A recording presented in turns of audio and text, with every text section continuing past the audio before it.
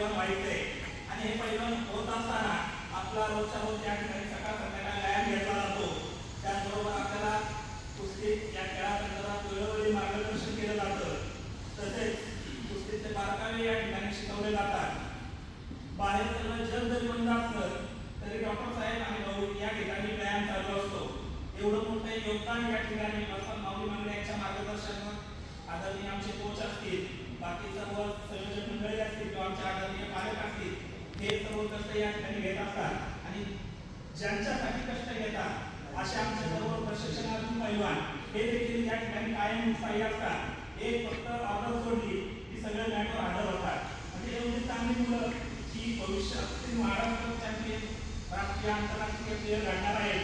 आणि आज योगायोग म्हणजे आपल्यासारख्या ज्येष्ठ आणि श्रेष्ठ नेतृत्व त्यांना प्रमुख पाहुणे म्हणून लाभलेले आहेत.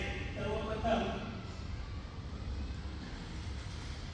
या ठिकाणी मी सुरेश भाऊ कदम यांना वस्ताद माऊली मांगडे यांनी सन्मानित करावं अशी विनंती करतो. या ठिकाणी आलेल्या सूचनेनुसार रघुनाथराव मांगडे या ठिकाणी भाऊंना सन्मानित करत आहेत.